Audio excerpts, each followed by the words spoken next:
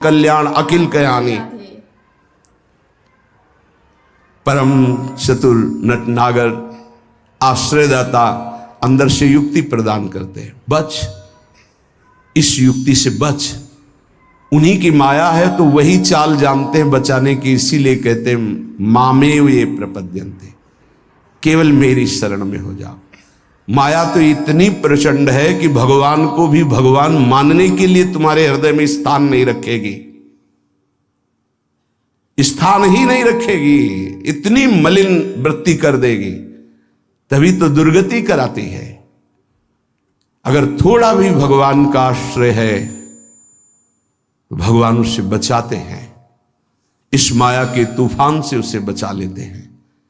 हृदय में पुनः वृत्ति जांच कीजिए इस बात की कि अपने आराध्य देव की जगह कोई वस्तु व्यक्ति स्थान तो नहीं ले रहा है, क्योंकि इसी आश्रय से आपको भगवत प्राप्ति होगी। हम प्रार्थना करते हैं, इस बात को देख लीजिए। सब साधन एक तरफ, आश्रय एक तरफ। भगवान आश्रय को देखते हैं, वो हृदय से होता है। अगर बाहरी चूक हो रही तो मेरे प्रभु बड़े कृपा निधान हैं। ध्यान दीजिए, राहत ना प्रभु चित चूक किए की, करत सुरत सवार हिए की। हृदय से इसने मेरा आश्रय लिया, बस। प्रभु का चित्त इस बात से पक्ष में आ जाता है उस उपासक के कि इसने मेरा आश्रय लिया है। राहत न चित्त प्रभु चूक किए की, चूक हो गई, गलती हो गई, प्रभु बिल्कुल क्षमा कर देते हैं उसको, क्योंकि आश्रित है, मेरी दुरंत माया है, जानते हैं, क्षमा कर देते हैं। यदि साधन बल है तो हिसाब आपको देना पड़ेगा। आश्रित हो तो आश्रयदाता संभाल लेंगे। बड़ा सूक्ष्म विषय आश्रय का है, भागवत में इसका वर्णन है। भक्ति का तो ये मूल है, भगवत प्राप्ति का ये सिद्ध स्थान है आश्रय, हृदय में। अवगुण करे समुद्र सम, गणत ना अपनो जान, ना गणत। अगर बड़े अपराध भी बन जाए तो मेरी स्वामिनी जी गणना ही नहीं करती, मानती ही नहीं।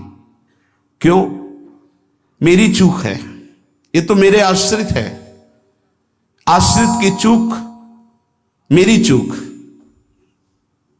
ऐसा हमारे आराध्य देव का स्वभाव है। मेरे शरणागत की चूक मेरी चूक। जय विजय ने रोक दिया, सनकादि ने शाप दिया। प्रभु आए और कहा मेरे सेवकों के द्वारा किया हुआ अपराध मैं क्षमा चाहता हूं। मैं स्वयं मानता हूं कि मेरे द्वारा ही अपराध हुआ, क्योंकि सेवक का अपराध स्वामी का माना जाता है। मानो स्वामी ने ही अपराध किया। हृदय भर आता है प्रभु की इस आश्रयदाता वृत्ति पर। जय विजय से कहा तुम चिंता मत करो, तुम 3 बार अवतार लोगे, हम 4 बार लेंगे। भगवान ने 4 बार अवतार लिया। रावण कुंभकर्ण भगवान राम रूप से अवतरित हुए। हिरणाक्ष हिरण्यकश्यप भगवान नरसिंह वाराह रूप से प्रकट हुए।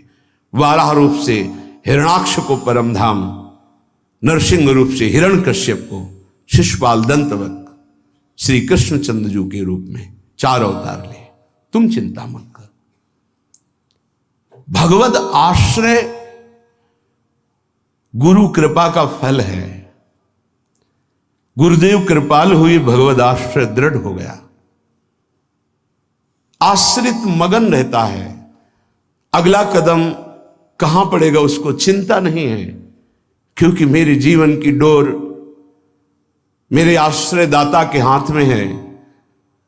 वो जिधर लगाम से खींचेंगे उधर ही इंद्रिय और बुद्धि ये सब उधर ही लग जाएंगे। नाथ आप देख लो, मैं आपकी शरण में हूं। बड़े बड़े महाभागवतों ने इसी आश्रय के बल पर मायावी नाना प्रकार के काम क्रोधात पर विजय प्राप्त की। ये बड़े मायावी, समझ में ही नहीं आता। अगर शत्रु शत्रु के रूप में आए तो समझ में आवे, लेकिन शत्रु परम मित्र के रूप में आ जाए तो समझना बड़ा मुश्किल होता है। शत्रु यदि रिश्ते नाते के रूप में आ जाए बड़ा कठिन होता है।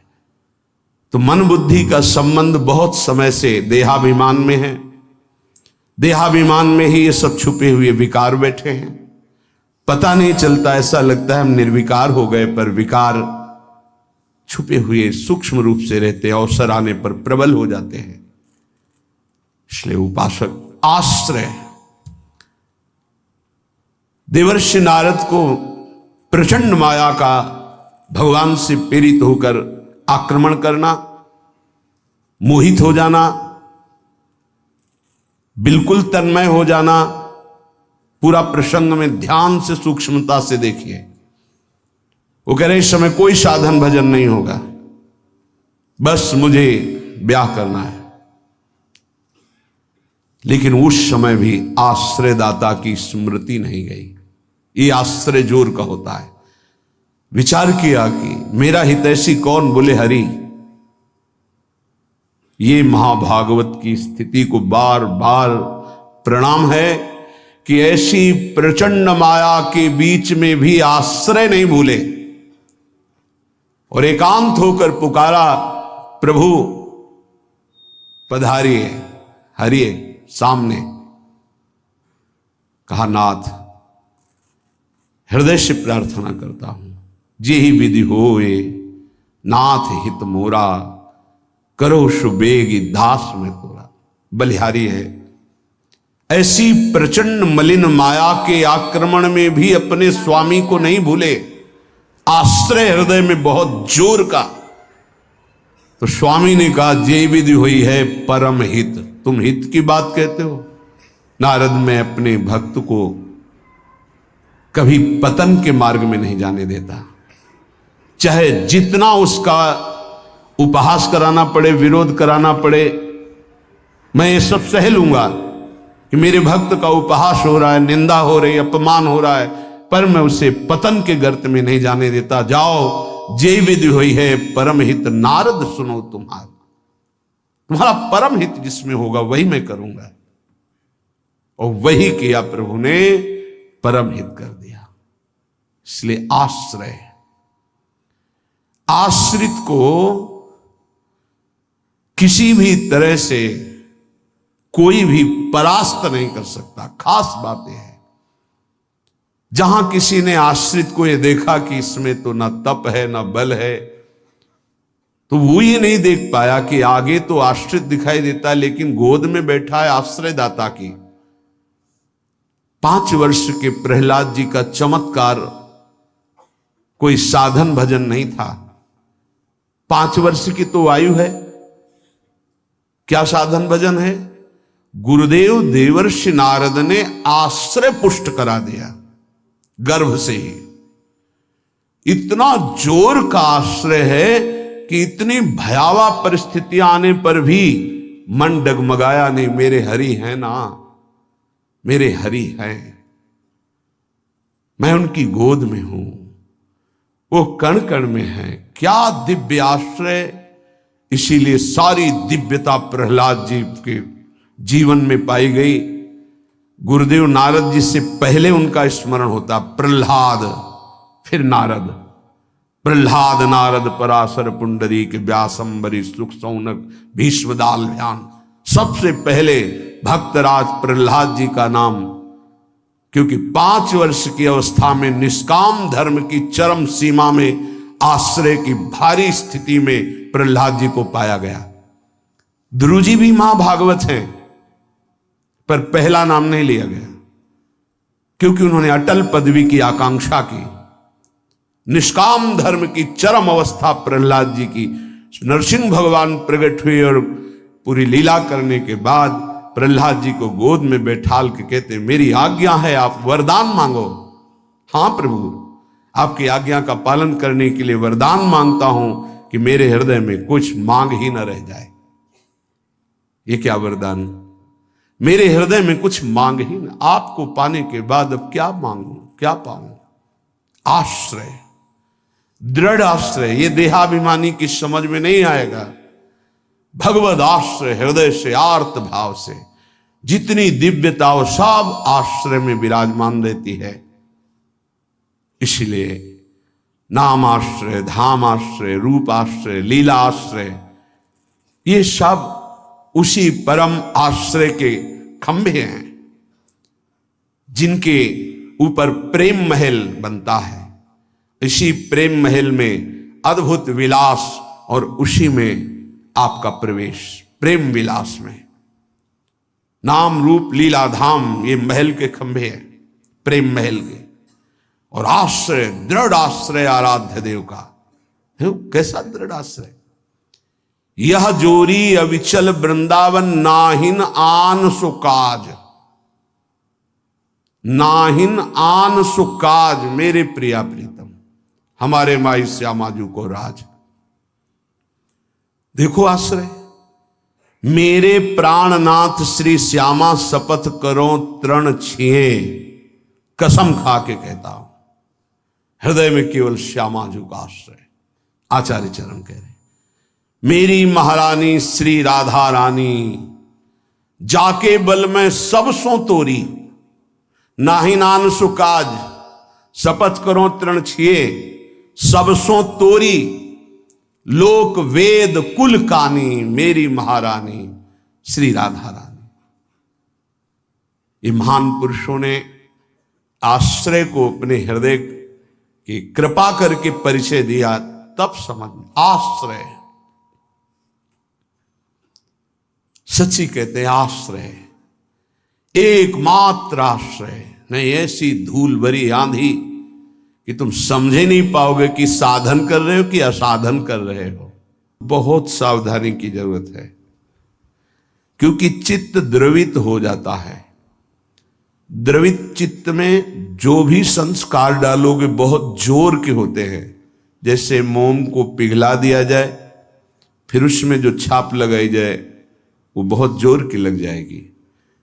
चढ़ के मैन तुरंग पर चलिबो पावक माही, प्रेम पंथ अति कठिन है, सबको निबहत नाही।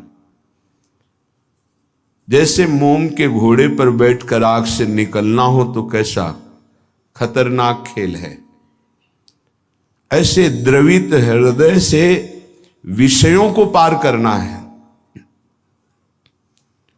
कोई भी आकर्षण, कोई भी व्यक्ति वस्तु स्थान अपना अधिकार बना सकता है हृदय में, क्योंकि द्रवित हृदय, एक बार छाप लग गई तो द्रवित हृदय की छाप को मिटाना बहुत कठिन होता है। इसीलिए उपासक को जब वो असावधान होकर विषय में फंस जाता है तो बहुत ही आसक्त चित्त पाया जाता है, क्योंकि वो निर्मल द्रवित हृदय का सीधे हृदय से प्यार करता है, वस्तु से, व्यक्ति से, स्थान से। नहीं तो हिरन कोई प्यार की वस्तु जिस प्रेम के कारण अपनी रानियों का, पुत्रों का, राज्य का, समाज का त्याग कर दिया, उस प्रेम के आगे हिरन क्या चीज था। पर द्रवित हृदय, छाप लग गई, अगला जन्म हिरन का हुआ। द्रवित हृदय उपासक का होने लगता है। मलिन हृदय की छाप तो मिटाई जा सकती है, ये सूक्ष्म विषय है। विषयों में खेल रहा है, कोई भगवान से मतलब नहीं, तो जब जगेगा तो उसका हृदय साफ किया जा सकता है। जब ज्ञान होगा, उसको सत्संग मिलेगा तो सुधार बड़ी तीव्रता से हो जाएगा, यदि कुसंग ना हो तो। लेकिन यदि उपासक का हृदय आसक्त हो जाए तो बहुत ही उसमें विचित्रता पाई जाती है। जैसे द्रवित हृदय किसी रूप में फंस जाए, शरीर में फंस जाए, वस्तु में फंस जाए, उसकी एक विलक्षणता होगी उपासक की। जैसे वो प्रभु की तरफ चला था वैसे ही विषयों में अनन्य होकर के चलने लगेगा। द्रवित हृदय बिल्वमंगल जी चिंतामणि में अत्यंत आसक्त, हटे, प्रभु में मन को लगाने की चेष्टा की, लगा, फिर वैसे ही एक नववधू को फिर वैसी नवीन आसक्ति, अर्थात वो अभी हृदय से छाप मिटी नहीं थी। इसीलिए उन महापुरुष ने अपनी दोनों आंखों को ही विदा कर दिया। मेरे नाथ से तू फिर मुझे विमुख किया, अब संसार को देखूंगा ही नहीं। दोनों आंखें फोड़ ली। द्रवित हृदय, अत्यंत आसक्ति। ये विषयी पुरुष नहीं कर सकते ऐसी आसक्ति, वो विषय में भी ऐसी आसक्ति नहीं कर सकते जैसी उपासक आसक्ति करेगा। इसलिए बहुत सावधान, उपासना के मार्ग में अपने आराध्य देव की जगह किसी को नहीं देनी चाहिए। उनकी जगह कोई है ही नहीं, समान ही नहीं, तो बढ़कर क्या है। पर सही मानिए हम अपने आराध्य देव से बढ़कर किसी को स्थान दे देते हैं, वो चाहे कोई शरीर हो, वस्तु हो, स्थान हो, कुछ भी हो। इसका परिचय यही कि अपने आराध्य देव के स्मरण का महत्व नहीं रहा, स्मरण छूट रहा है, स्मरण छूट गया और तुम राजी हो। तद स्मरणेन परम व्याकुलतेत, इसका मतलब तुमने अपने आराध्य देव से बढ़कर कुछ मान लिया। बड़ी मलिन बुद्धि है, बड़ा मलिन मन है। इष्ट कृपा, गुरुदेव कृपा अवसर आता है मुक्त होने का। इंद्रियों को संयम में कर कर प्रेम समुद्र में डूबने का, पर धिक्कार है ऐसे मन को, ऐसी बुद्धि को जो पुनः मलिन भोगों में फंसा देती है, मलिन संसार के राग में फंसा देती है। विचार करो, कोई भी उपासक जब ग्रह त्याग करता है वास्तविक भगवत लक्ष्य करके, तो कितनी सामर्थ्य उसके हृदय में भगवान देते हैं कि माता के चरणों का राग, पिता के दुलार का राग, परिवार के राग को स्वाहा करके, शरीर के राग को पता नहीं भोजन मिलेगा कि नहीं, व्यवस्था होगी कि नहीं, कोई पीटेगा, अपमान करेगा तो सह लेंगे, हर कष्ट सह लेंगे, पर प्रभु को प्राप्त करेंगे। हृदय का लक्ष्य ये होता है हर उपासक के, जो ग्रह त्यागी होता है, जो वैराग्यवान होता है, जो भगवत मार्ग का निश्चय करने वाला होता है, इतना सुंदर दृढ़ संकल्प करने वाला, फिर किस वस्तु व्यक्ति स्थान का महत्व रखता है? किसी का नहीं। तो फिर क्यों आसक्त हो जाता है? बड़ी लंबी लंबी यात्रा करके भगवत मार्ग की, फिर किसी क्षुद्र विषय में विश्राम मानने लगता है, मनोरंजन करने लगता है। जहां दिन प्रतिदिन वैराग्य बढ़कर के उपरति की स्थिति में आना चाहिए, वहां वैराग्य घटकर राग की स्थिति में आ गया। किसी वस्तु, व्यक्ति, स्थान की प्रियता ने अधिकार कर लिया हृदय में। ये भारी विडंबना, माया का प्रबल आकर्षण। बड़े कृपा पात्र हैं, उनके चरणों की वंदना करता हूं जो उपासक अपने आराध्य देव की जगह किसी को नहीं देते, अपने आराध्य देव के समान किसी को नहीं समझते, अपने आराध्य देव के लिए सर्वस्व त्रिभुवन के पद भोगों का त्याग कर देते हैं। सतरति सतरति सा लोकान तारयति, वो तर जाते हैं, वो लोगों को तार देते हैं। ऐसे महापुरुष बिरले होते हैं। भगवत कृपा से जो मार्ग मिला है वही मार्ग है। मम भक्ति युक्तो भुवनम पुनातु, मेरी भक्ति से युक्त हृदय वाला संपूर्ण लोकों को पावन करने की सामर्थ्य रखता है। चूक अपने लोगों से अब ये नहीं होनी चाहिए कि आराध्य देव की जगह किसी को दे दें। इसे बैठा लीजिए हृदय में। हृदय इतना ताला लगा के रखिए सुरक्षित कि हृदय में आराध्य देव की जगह कोई ले ना पावे।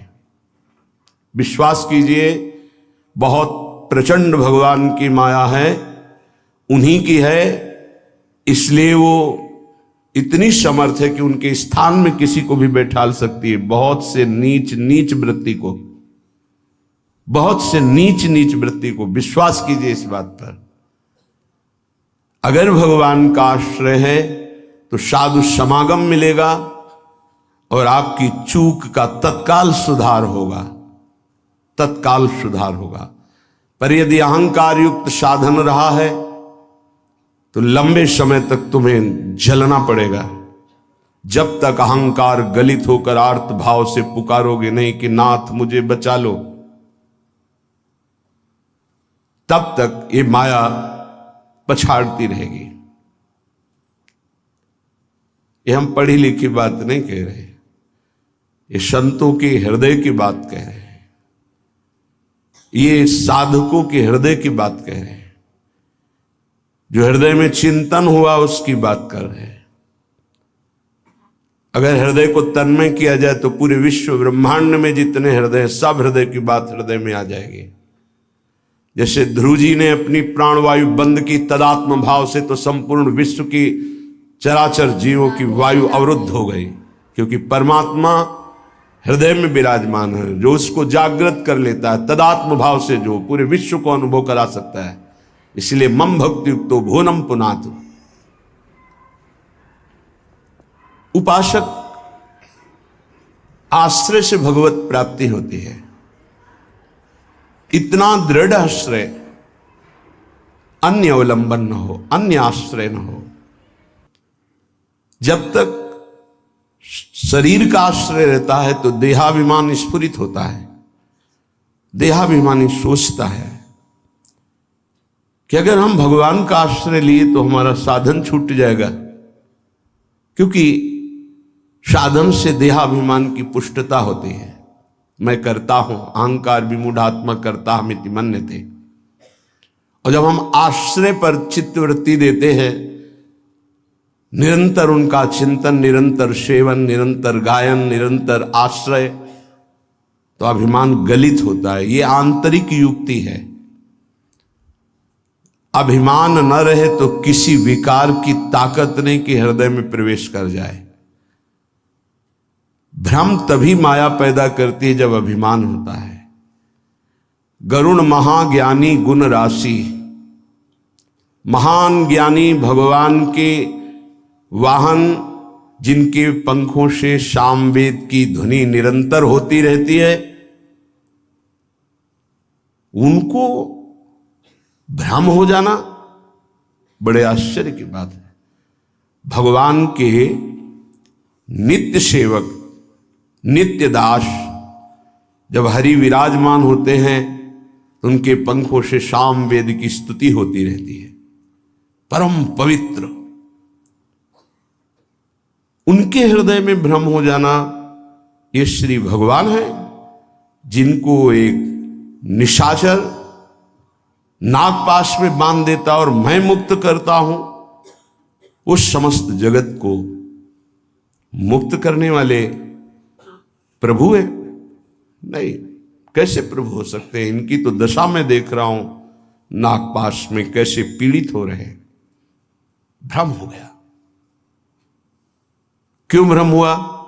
परम ज्ञानी भगवान शंकर उमा जी से कहते हैं, कीन होश कबहूं अभिमाना, सुख होवन चाह कृपा निधाना। मैंने भगवान की कृपा से जान लिया कि गरुण जैसे महापुरुष को जो भ्रम हो गया, व्याकुलता हो रही है, इनका चिंतन बदल गया। इसका मतलब इन्होंने कहीं अभिमान किया, उसी को खोना चाहते हैं प्रभु, इसीलिए इनको भ्रम हो गया। नहीं तो ये तो महान परम बंदनी भगवान के पार्षद हैं, इनको भ्रम कैसे हो सकता है? सोचो, इतनी ऊंचाई तक माया अपना दांव चाल चल सकती, तो हम आप क्या चीज हैं?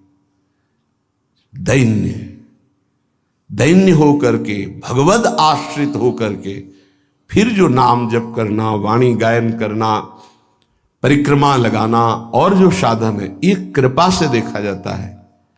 इसमें अहम नहीं होता। मैंने किया, मैं ऐसा नियम लिए हूं, मैं ऐसा संकल्प किए हूं, मैं करता हूं। नहीं, मेरे स्वामी, मेरे आराध्य देव मुझसे नाम जपवा रहे, परिक्रमा लगवा रहे, धाम वास करवा रहे, से किंचन मात्र अहम नहीं। जब अपने में गुणों का चिंतन हो और दूसरों में कमी का चिंतन हो तो जान लेना चाहिए पतन का अवसर आ गया है। अब आपको ठोकर लगेगी, गिरना पड़ेगा आपको। सावधान हो जाओ, पुकारो प्रभु से, प्रभु बचा लो, अहंकार आ गया। बहुत घातक, बहुत घातक। अपने में गुण का चिंतन होने लगे, दूसरे में कमी का चिंतन होने लगे, तत्काल अपने आराध्य देव को पुकारो, आश्रयदाता को, नाथ बचा लो, अहंकार आ गया। ये अहंकार का परिचय है। लेकिन हम इतने मंद बुद्धि के हैं कि हम निंदा भी कर लें तो प्रभु से पुकारते नहीं, बचा लो। इसका कारण प्रभु का आश्रय नहीं है। जो हम आश्रय आश्रय चिल्लाते हैं उसको समझिए, प्रभु का आश्रय नहीं है, गुणों का आश्रय है। और जितने भी गुण हैं वो मायाकृत है। गुण मानी संसार और सकल गुण प्रीत बिनु, बहुत धरत सिरभार, श्री हरिवंश कृपा बिना। बिना आचार्य कृपा के, गुरु कृपा के, गुणाभिमान हृदय में होता, उसी का संसार सम्मान करता है। तो बोले प्रीति के बिना सब व्यर्थ है। आश्रय से प्रीति होती, प्रीति से दृढ़ आश्रय होता है। उपासक हृदय में देखता रहे कि जिनके हम आश्रित हैं उससे बढ़कर कोई ना हो, तो पड़े रहोगे तो भगवत प्राप्ति हो जाएगी। हमारे शब्द को बहुत बिना किसी तर्क के, क्यों में के, इसे स्वीकार कर लो। यदि आश्रय दृढ़ है हरि का, एक ही उपाय से माया से मुक्त होने की बात भगवान ने कही। मामेव ये प्रपद्यन्ते माया मेताम तरन्तिते, इसमें कोई दूसरा शब्द नहीं बोला। ऊपर के श्लोक की पंक्ति में बताया अपनी माया की महिमा कितनी दुरत्य है, दुरंत है, प्रचंड है। दैवी हेषा गुणमयी मम माया दुरत्या। और उसके नीचे की पंक्ति में बताया उपाय उससे मुक्त होने का। मामेव ये प्रपद्यन्ते, बस माया में ताम तरन्ते, मेरे आश्रित। अभी ये आश्रय कैसे दृढ़ होता है तो उपाय बताया जाता है। आप ऐसे रहो, आप ऐसे चलो, आप नाम जप करो, आप वाणी जी गायन करो, आप ऐसे सेवा करो, इससे आपका आश्रय दृढ़ होगा। भगवत प्राप्ति आश्रय से होती है। विश्वास कीजिए, आश्रय से। यह गुण साधनते नहीं हुई, सर्वेषु साधन वरेषु चिरम निराशा। खास बात, आशा आश्रय दाता से है। आशास्य दास्यम वृषभानुजायास। हमारी आशा स्वामिनी जी से है। हमारा बल साधन नहीं, मेरे बल से वृंदावन रानी आश्रय दाता हमारा बल है। फिर हम साधन भजन क्यों करें? क्यों करना और करना, ना करना और करना, ये अब तुम्हारा विषय ही नहीं। तुम तो आश्रित हो। अब जोई कहां है, करें हम सोई, आयुष लिए चले निज दासी। ये आश्रित है। उपासक समझे, आश्रय के समान कोई भी साधन नहीं है। इससे श्रेष्ठ कोई भी साधन नहीं। आश्रय, भगवान एकमात्र आश्रय को देखते हैं। आश्रय, अगर अंदर से भगवत आश्रय है तो माया राधे राधे। तो आपको ये वीडियो पसंद आया तो please like, share, comment, subscribe कीजिएगा। धन्यवाद। राधे राधे।